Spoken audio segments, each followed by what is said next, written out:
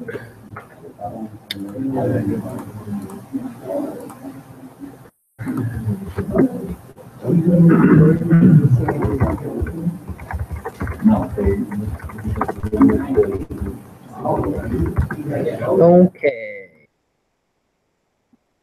Make sure that the stream's up and running, and then we'll get going.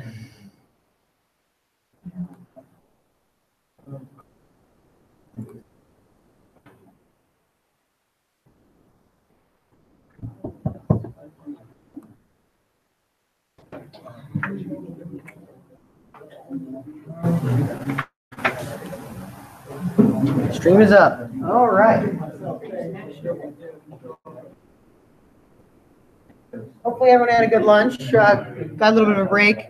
We're still missing a couple of people, so hopefully they filter in. We can get going. The last exercise takes the rest of the time, so it's going to take a bit. Again, we want to emphasize before we continue is that not all of these problems are going to be super easy to solve. Some of you may feel like, man, I just can't get it. I feel like I'm not smart enough to get it, or I'm not skilled enough to get it, or something. That's not true. You know, we're all still learning. If you do feel that way, and you don't want to talk about it now, feel free to talk to your TAs, talk to JJ, talk to us after class. I mean, you can always Slack me. I'm in your Slack channel as well. Anything you need, we're here to help. So the important part, again, that we're trying to hit today is visualization. Visualization of the problem at hand.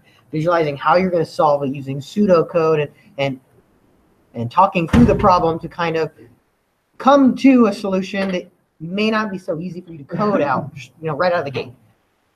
So again, let's try to focus on that, not focus on grinding away at the answers and getting it the fastest or getting it the most efficient or whatever. We don't need that yet. There will be a time and a place for that, so not today. So before we move on to the next exercise, we have to talk a little bit about algorithms. And off the top of their head, know what an algorithm is. Set of instructions to do what? Do anything. Set of instructions to do anything. That's true, yeah. The pseudocoding algorithms. So pseudocoding can be used to come up with a solution to an algorithm. So that's kind of related. Yeah, Jeremy? An algorithm, like step-by-step process to accomplish some kind of a goal or get from one problem to like a solution. Yeah, right. So what you and Robbie said is true. It's a set of instructions or a set of steps to solve a problem. And be it math, be it some computer problem, it doesn't really matter. An algorithm is just really like a set of steps to solve that problem. And there are good algorithms, there are bad algorithms, there are some problems that don't have algorithms. I mean, it's really crazy, the world of algorithms and computer science. And while in this course we don't touch on it a lot, it's something that we should mention that you can do independent research on. I know at the very end of the cohort, sometime near April, y'all will go over data structures a bit and some algorithms, some of the basic introductory ones, and those are really great. But regardless of if you know the true computer science name of some of these algorithms or what they do, you use algorithms every day. Every time any of you write any code to do anything, you've written an algorithm. It may not be the prettiest. You may not think it's an algorithm. It doesn't deserve that cool sciencey name because you just wrote an if statement or something. But that's what an algorithm is. That's all it is. So it's just a set of steps to do something. So I'm going to Slack out a link really quick that has what's the difference between algorithms and programming. Gives you a little bit more on that. Read that. Maybe talk about it for just a couple of minutes with some of your neighbors and kind of just take in a little bit more about what algorithms are. And then we'll move on to the next activity.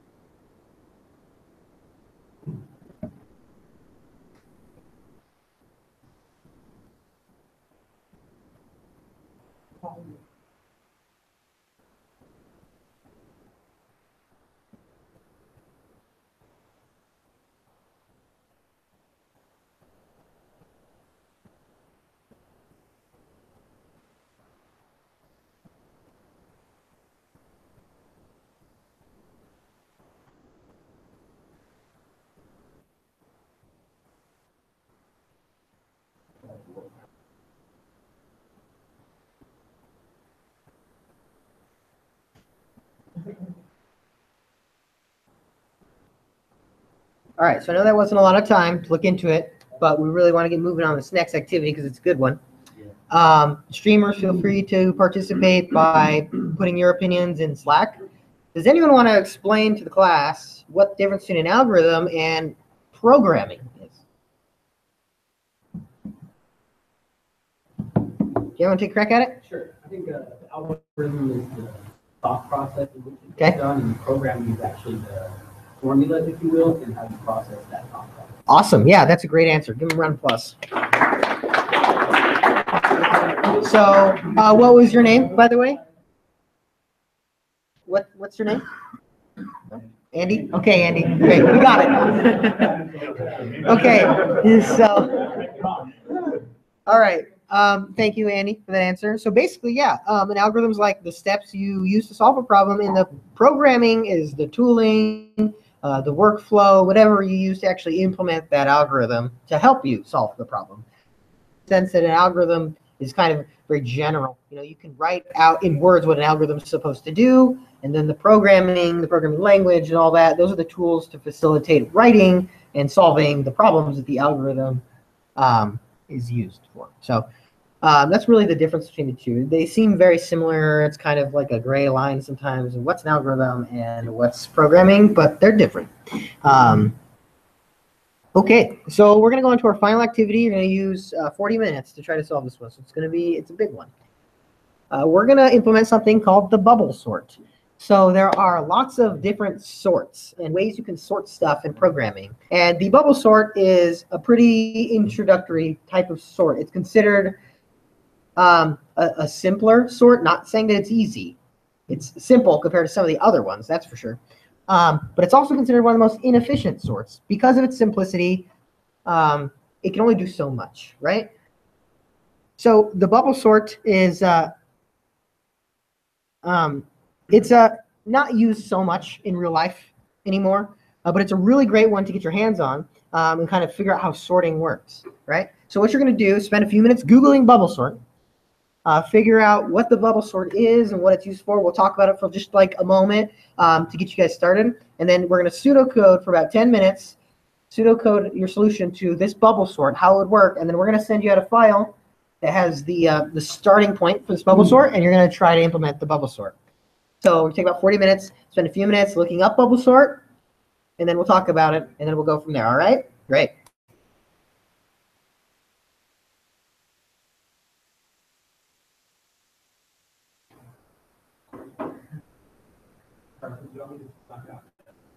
Yeah, you can Slack out all the resources now. So all of the resources you'll need to complete the activity will be Slacked out now, but we don't need them quite yet. We'll wait a couple of minutes.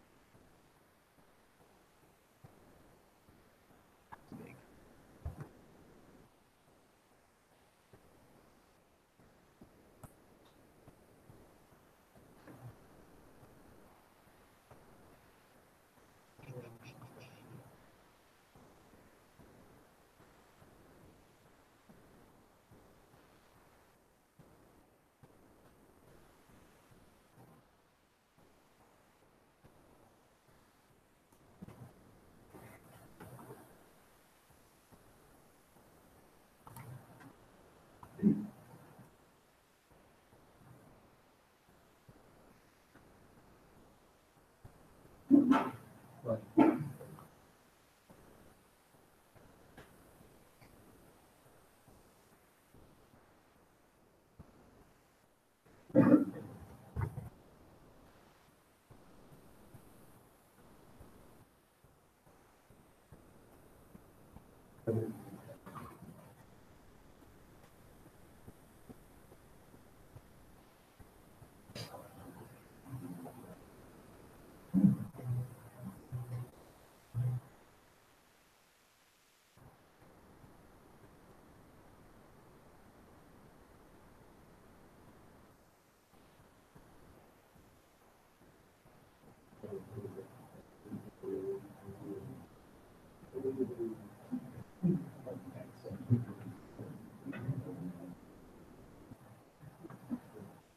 Okay, does everyone have kind of an idea of where to go with this bubble sort? Can we start pseudocoding? You can work together. This is kind of a complex problem. So I think it's okay to work together for this one. Try to come up with a solution.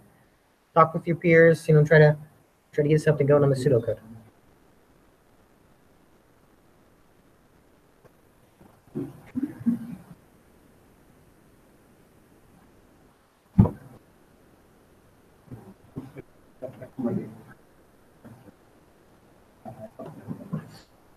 Streamers, you can collaborate in chat or something if you would like. Work together.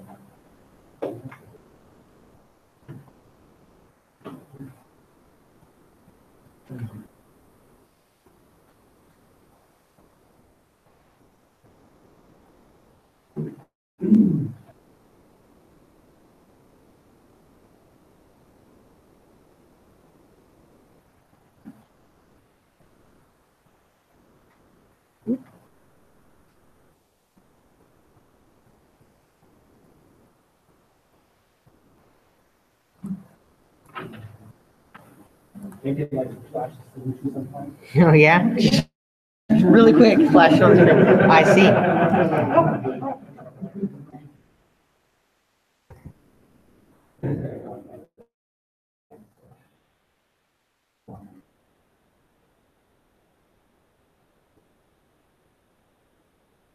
Pay attention, it's quick. Really quick.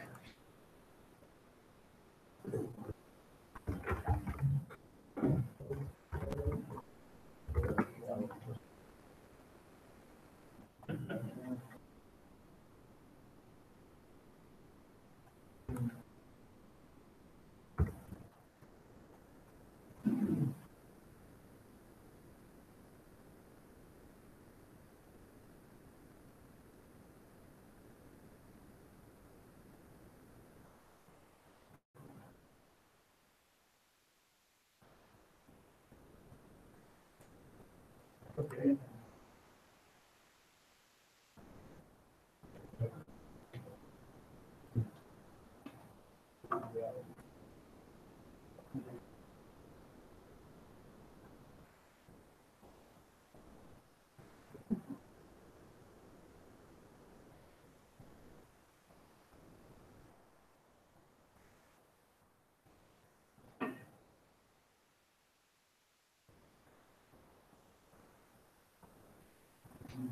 And remember this activity too, not only do you have to do the bubble sort, you also have to add the sorted values to the indexed HTML so we can see them on the screen. Little extra challenge.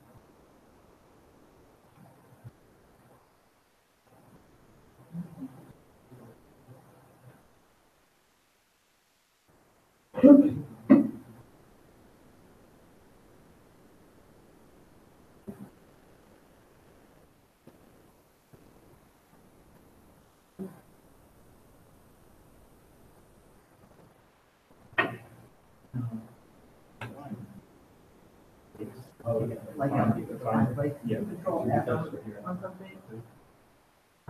And then there might be like a drop there.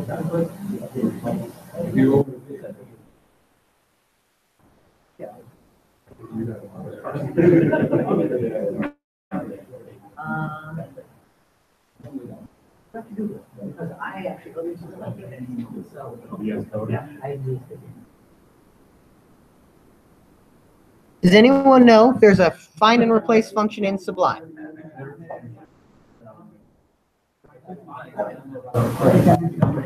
Fine. Replace. Because Phil's looking for a replace function in Sublime, and I don't use Sublime, so I'm no help here. I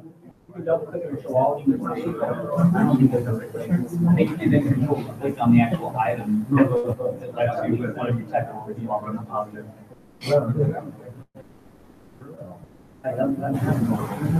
So at this point, we should have our pseudocode like thought out at least somewhat, right? And you might want to start getting cracking on the code because this code will take you a bit to write. I mean, it's not going to be the easiest code, but the pseudocode, it's relatively simple, I guess.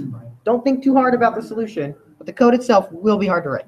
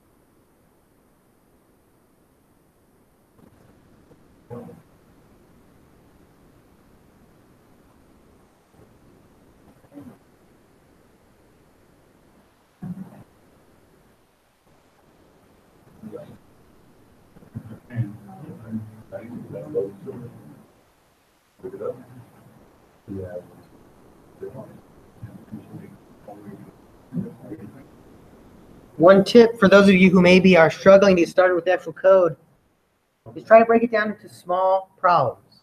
What's the first thing you need to do? You have a list of items. What do you need to do? You need to find everything in the list, like, start there. Like, I just have a list. I need to sort them somehow. I'm going to have to go through every item in the list, right? Just a tip.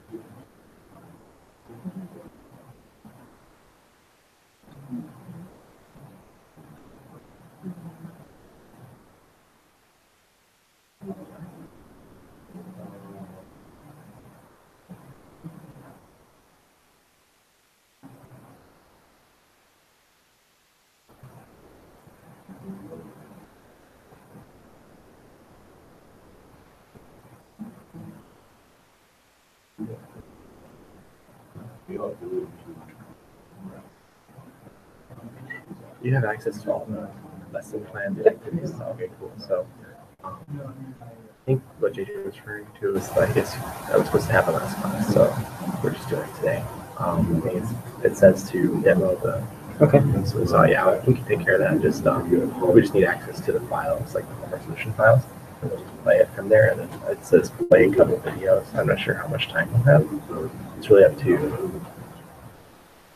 It's your call, really. But like, if it goes over, I think that's fine too. It'll probably go over. Yeah. I'll try to give you is 5 minutes, but That's cool. yeah, I'll open everything. You guys familiar with Linux? You can meander your way through it. Yeah. Do you have like a file explorer too? Yeah. Okay, then that's perfect. Cool. Thanks, man. Thank you.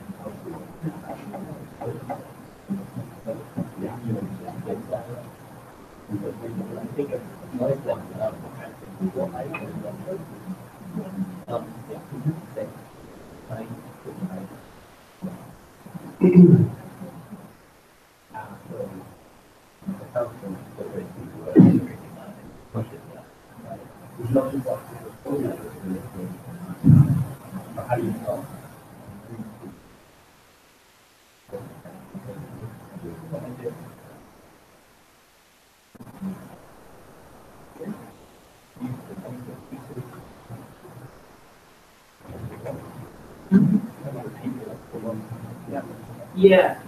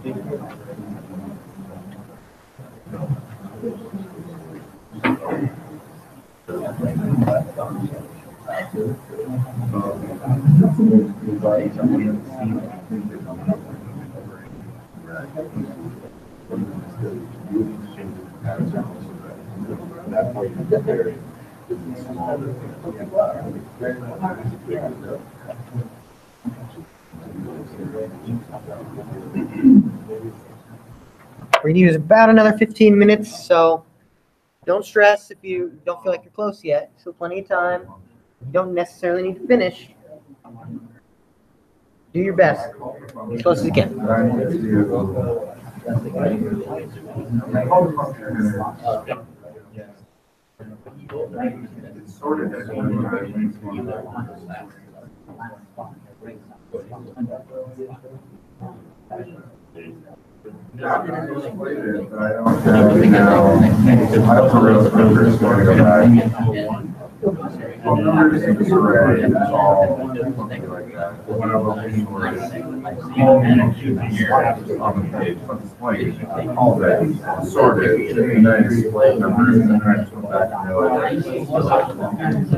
Right out.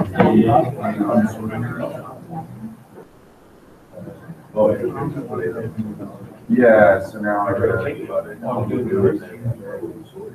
So right up here, right? Yeah, you can go there. That's what.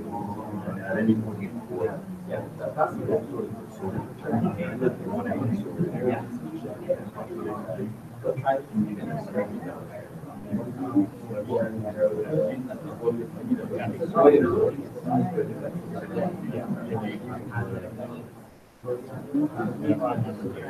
Wait a minute.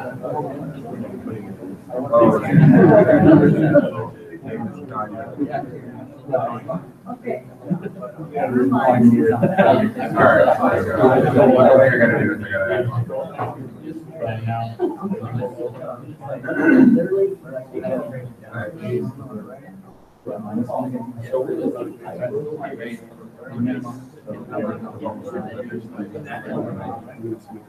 The legacy. Yeah, it's basically takes away -1.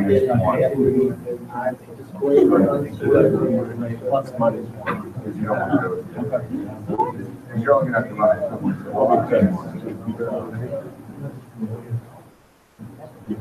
The last one. We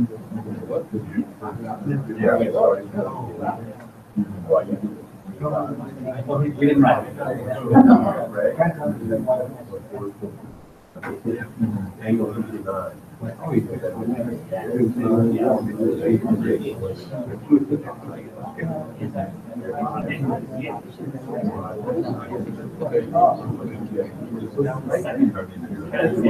The other one did it.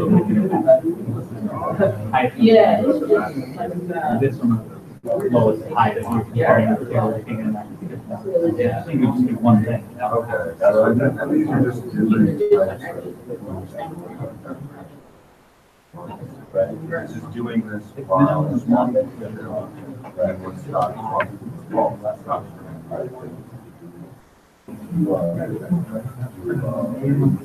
Well, sure, yeah, okay.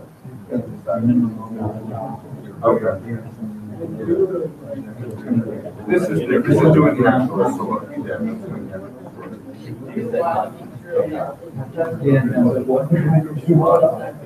All right, I'm seeing.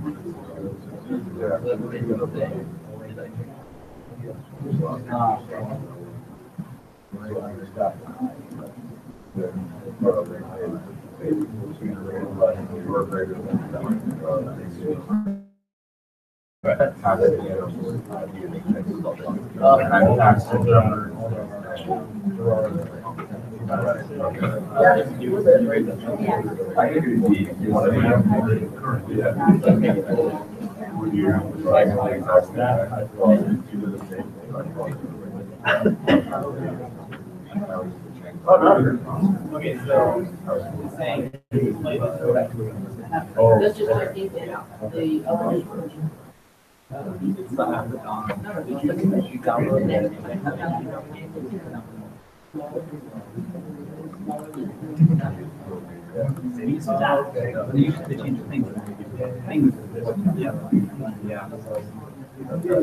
That will have your.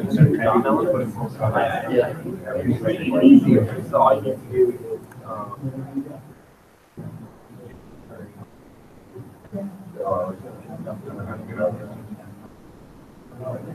yeah. Oh, okay. oh, yeah, so, I don't know how to do it. Yeah. There's another way to have it done.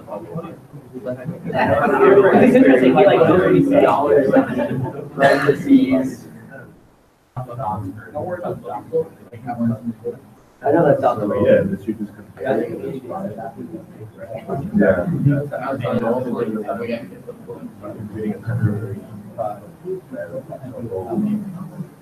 If you're running out of time and you can't get the numbers to print on the HTML, you can't build the JavaScript to do that, that's okay. Try to get the sort working. That's more important. That's the hard part. The hard part, yeah. Yeah.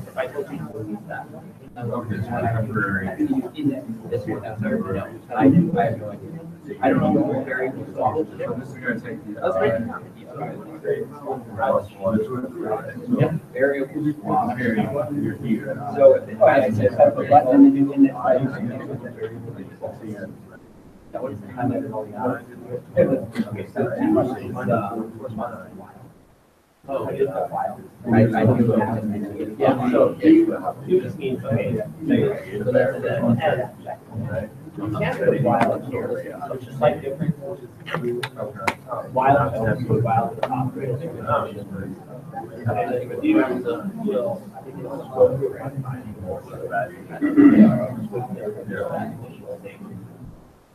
I think the number one would be the iterate out. As long as I and the number you obtain,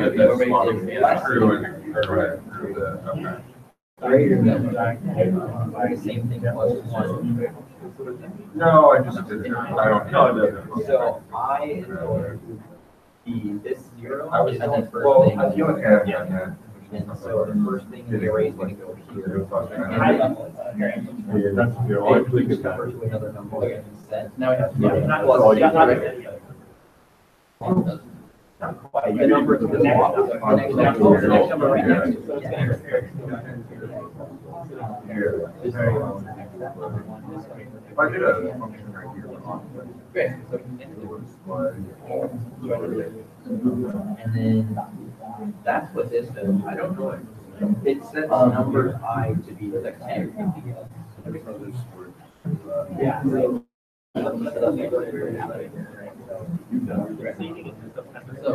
this is not but like a recursive loop.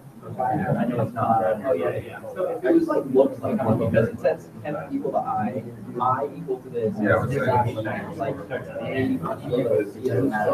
I know. Oh, yeah. So, right?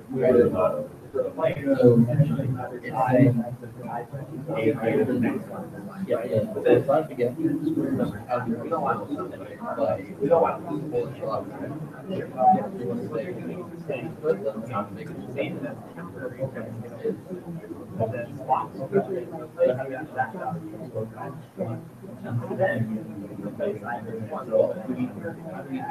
That way, we never actually well, I'm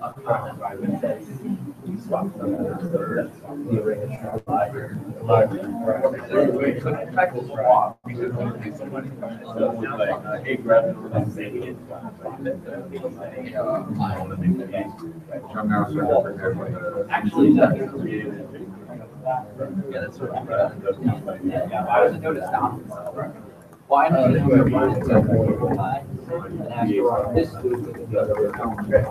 that, but I guess it's, so I didn't know that the big one. The next one is, so, I don't know, yeah, how would it break it? We can have that.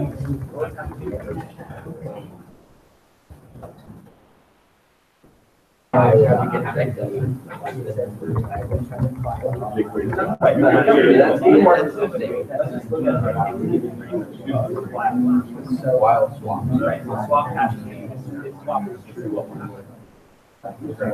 Yeah. Yeah, so that's like.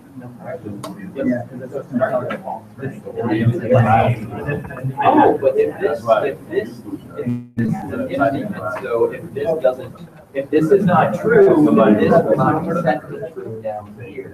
So it'll never go to undo, this is gonna run fast asking time, you're gonna make this. Yeah, so imagine that. Yeah, so imagine actually, pretty good.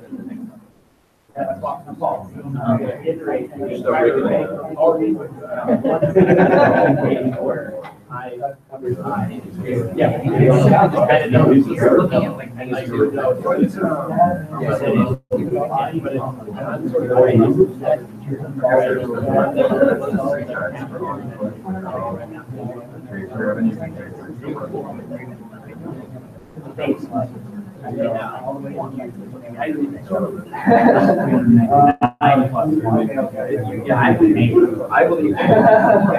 I thought on and then I get it theoretically.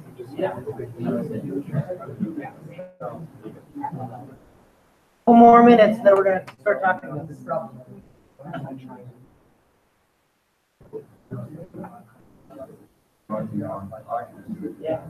That will be done.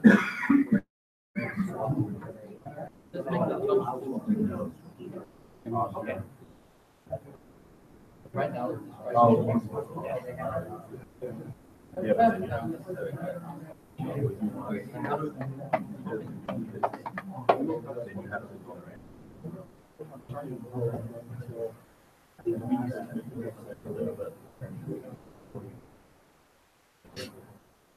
what is that, the string that's hooked on? Oh, you have that's the object. Oh, that's what that object. Oh, wait, yeah, you're right. You want to bring. Oh, I'm doing whatever document I gotta do my first. Well, you can grab it. Did you actually do that? Then all that. How would you want?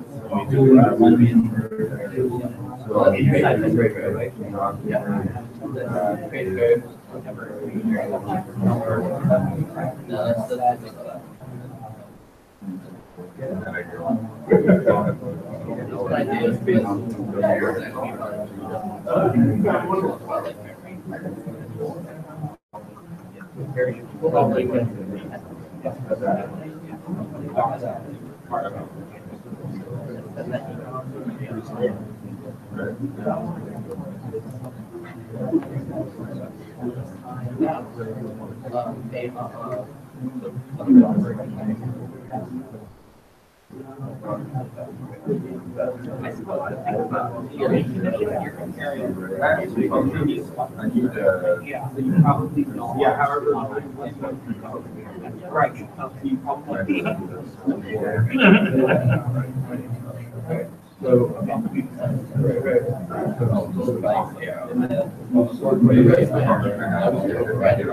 Now, I rate I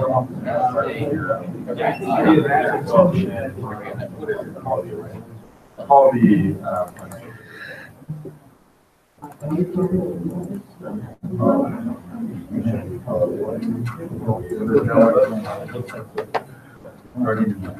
yeah, yeah. wanted to show that everybody else. Yeah, that's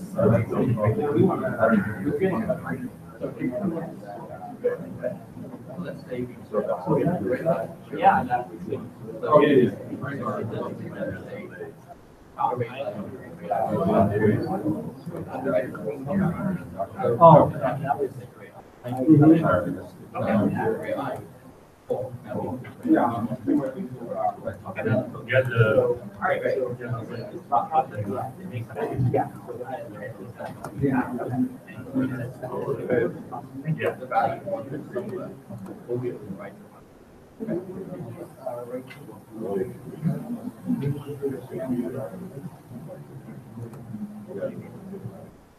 I was having an issue with that.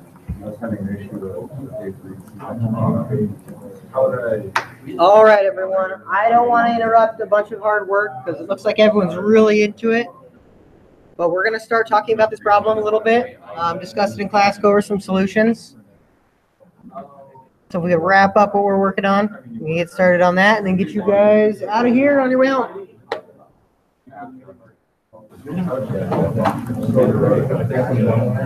Oh, yeah.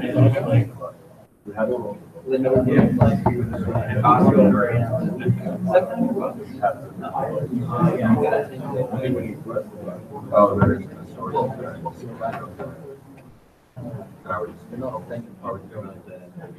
Okay, we're gonna get going. So did anybody finish this? Get the total solution? They sorted, they're printing it, like completely done. No, it was tough. I don't blame you. This is a hard problem. So really quickly, before we go into the solution, before we bring anyone up and talk about it, does anyone have like a pseudocode idea of how they'd solve it? The idea that they're trying to flesh out with code. Anyone have that kind of practical idea of how to get it done that they'd like to share? Any pseudocode? Just talk through the solution? No? No? All right. Yeah, you got one, Landon? Sure. So you need a function, obviously. Uh-huh. You need something to do a swap, so you get a variable, you call it swapped. It's actually, John told me about this in a do while loop. Okay. So you can set swap to false.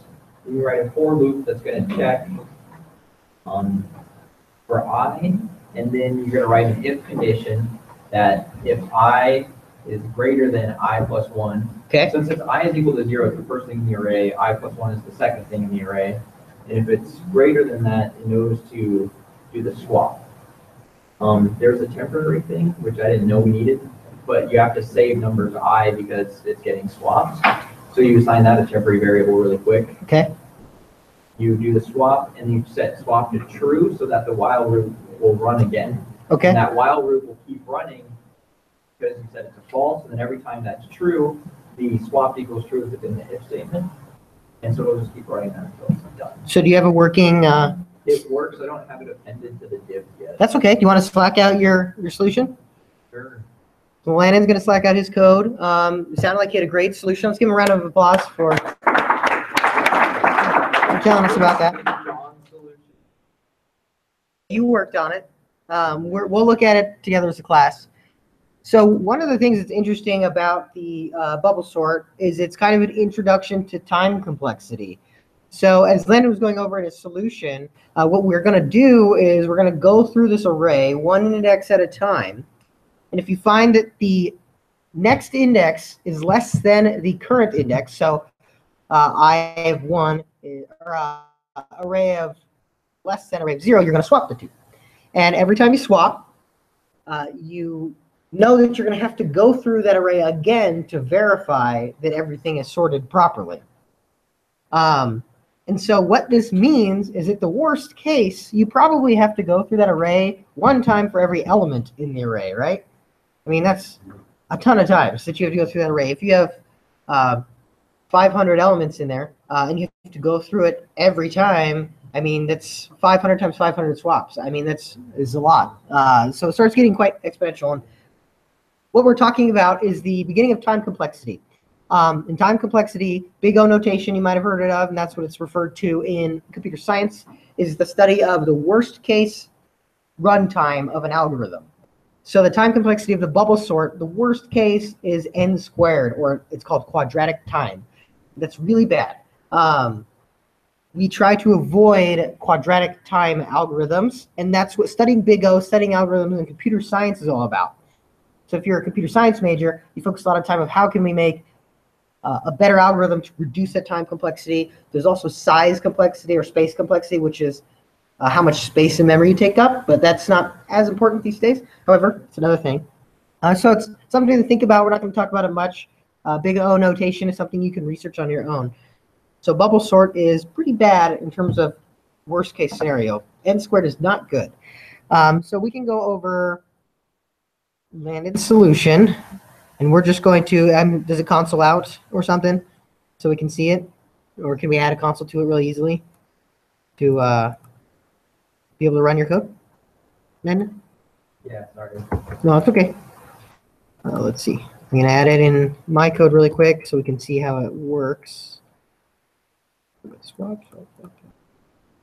then we'll go ahead and just making some changes to it so I can get it to run and we can show it. Numbers.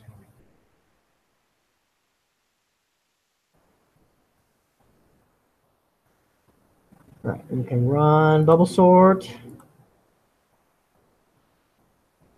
This is some code that they gave me to be able to use, but we're not going to worry about it right now. Bubble sort. So we'll see how the bubble sort works. So we're going to console log out the unsorted array first.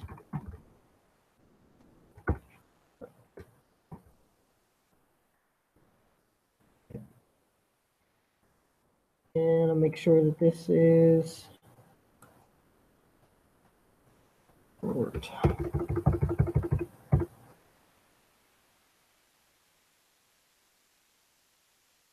Just really quick, sorry about that.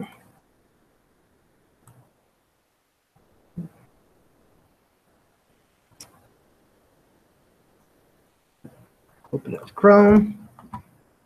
So run it. Let's see what happens. Two arrays, okay? The first one is the unsorted array. I mean, it's hard to read here in the console, but it's this bad boy. It's printed on the screen. And then after that, we get a nice sorted array. And you can see already, I know it's hard to see from far away, but you can see that the numbers are matching up with the indexes because there's 1 through 500 in here. And it can go all the way through. And it looks like it's pretty well sorted. So it looks like this code worked. That's awesome. Let's go ahead and look at the code then, and we can actually talk about the solution one line at a time. So do you want to come up here and show us again and kind of explain it just quickly? You don't got to do the whole thing. That's where we swap. We'll look at Landon's solution. So this is do while loop John was telling me about. Obviously you got a variable swapped. The very start of it, you set it to false so that it'll stop running after a while. This is just a basic for loop that iterates through numbers length. And then here we got numbers I plus 1. Since I is set to 0, it's the very first thing in the array. It's going to check it against the second thing in the array. If that is true, then it'll run this down here. You have to set this temp number on there. It's not something 100% about, but I know I have to do it. That you have to store this value because this now is about to be changed. Numbers I becomes numbers I plus 1. And then below it, you set numbers I plus 1 to temp. So this gets the old number there. Then it's set swapped back to true. So after that, it goes down to while swapped. So it knows that swapped is true, so it goes back up to this do to run it again. And so it's going to be set to false, and then it just repeats itself. It knows to stop itself because this if has to be true for swapped to equal to true down here. Makes sense on there, but that's kind of how it works. Awesome. Thank you for sharing. Give me another round of applause. Okay, so that's what's up, Bill? So why would you stop? Because essentially we'll stop because there's only a finite number in the array. Why would you need to stop the, like with the do while, you mean? Yeah, like in the function, there's only a certain amount of numbers in the array. Not like it's infinity. Right. But isn't the array, isn't the way it's set up if the two numbers don't need to be swapped, it just moves on? So Yes. you can keep running and moving on with the whole thing forever. So what it's doing is when we get to the do while loop, it's going through the entire array, right? And it's saying, did I have to swap anything? Was anything out of place? If no, if we didn't swap anything, it's done. We're great. We'll never do it again. However, every time you have to go in and swap two numbers, we have to go back and check it again. Nothing needs to be swapped to be completely sorted, right? So that's why we're going over and over and over again. So there's a finite number of iterations inside the do while loop. So that for loop, yeah, it only goes 500 times or whatever. But we could hit that while loop another 500 times potentially. But we don't know how many times we're going to have to go through because we don't know how unsorted that array is. Does it make a little bit more sense? Yeah. Anyone have any other questions? We have one last thing we want to do. The TAs, they already selected out the bubble sort solve, so you can check that out. Looks like one of the TAs is going to come up and demo the homework. Is going to be John. For the people who are streaming, if you can't hear these videos, if they have sound, I'm sorry, but we'll Slack them all out as well. Yeah. Come up and drag This one right here. Yeah, you have to drag it right, though. That's all. Oh, okay, gotcha. All right. So I believe these videos are already on GitLab, so you can look at them being demoed on GitLab as well. But I just wanted to walk you through like a live example real quick here. Okay. The idea is for the next homework, you're going to be building a trivia game. And there's two ways you can go about that.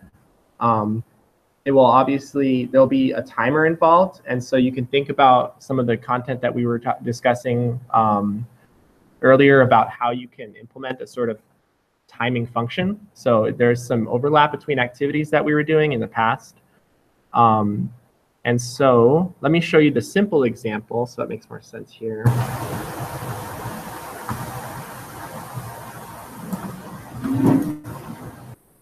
Okay.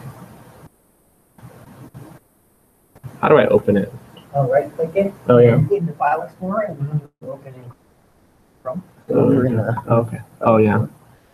Got it. So, okay. Go.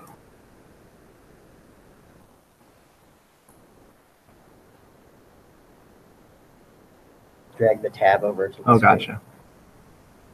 All right. So this is the simple example. When you click start of questions and the timer starts running. And so you've probably seen these things before. Does anybody know what these are called in HTML?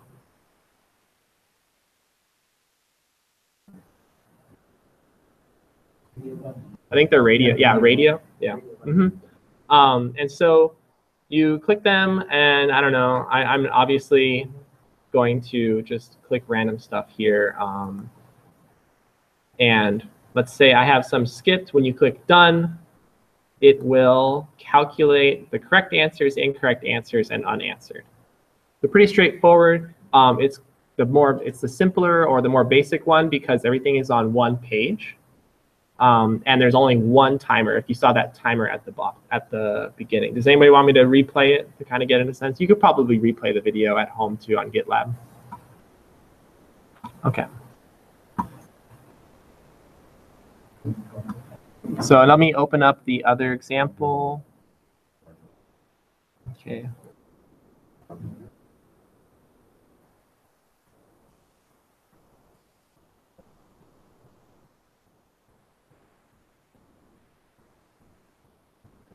All right, so here's the more advanced one.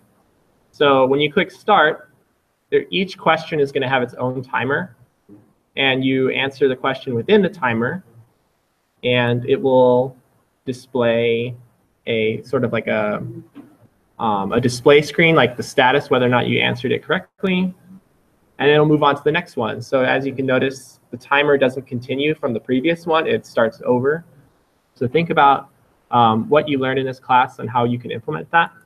And so it just keeps going. You don't, obviously the CSS and the styling is up to you. You can do it however you like. The main purpose is practicing the functionality. Any questions about homework? And then when you're finished, I'm just going to jump to the end real quick.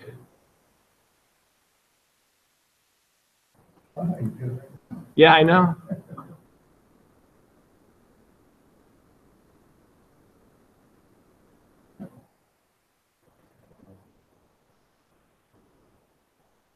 And then at the end, it will still calculate it for you, and you have an option to start over. Cool. Any questions? Yes. So it says JavaScript and logic, jQuery for manipulating HTML. Can you do everything in jQuery? For DOM manipulation, jQuery's just more powerful. Yeah. jQuery is JavaScript, so. Yeah, I mean, the logic part, if you can find a jQuery method to help you with like iterating through a loop, for example, feel free to use those types of things. But I mean, to do some of the calculations, you're probably just going to use plain old JavaScript without any special jQuery method.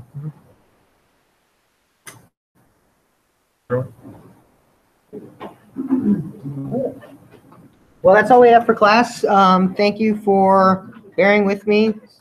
I hope you guys learned something and it wasn't a terrible class. So have a great weekend, and hopefully I'll see you all around, and good luck in the rest of your cohort. No problem.